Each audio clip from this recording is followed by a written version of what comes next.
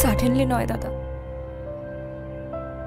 দেখো আমি জানি এটা হয়তো উপযুক্ত সময় নয় এই কথাগুলো বলার, কিন্তু দাদা একটা কথা বলো তো, যদি কেউ একটা চারা পোঁতে, তাতে নিয়মিত জল দেয়, সার দেয়, তার যত্ন করে, তাহলে সেই চারা তো একদিন গাছ হয়ে উঠবেই। তাহলে বিষ প্রয়োগ করে মারবে? হ্যাঁ,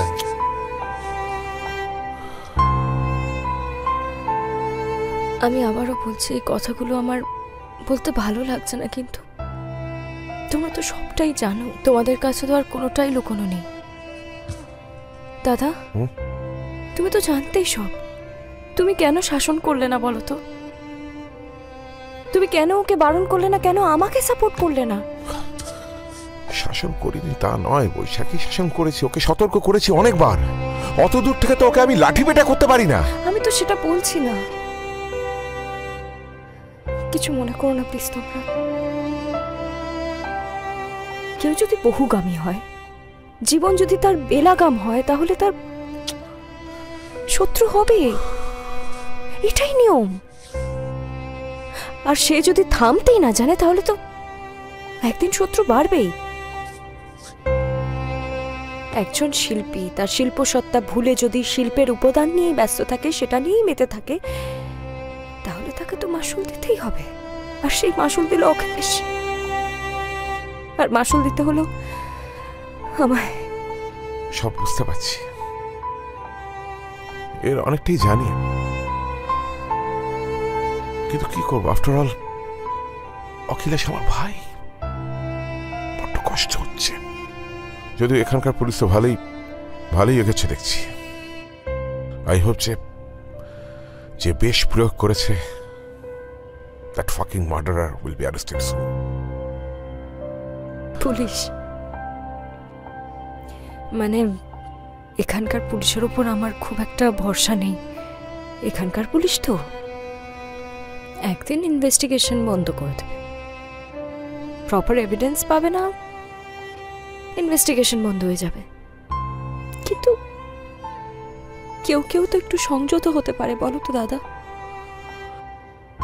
তাহলে তো আজকে আমাকে এই দিনটা দেখতে হতো না। আমি আর পারছি না মেনে নিতে। দেখুন, আপনাকে আমি একটা সরাসরি প্রশ্ন জিজ্ঞাসা করছি। সেদিন রাত্রে আপনি ওই বাড়িতে গেছিলেন কেন? থ্যাঙ্কস জানাতে।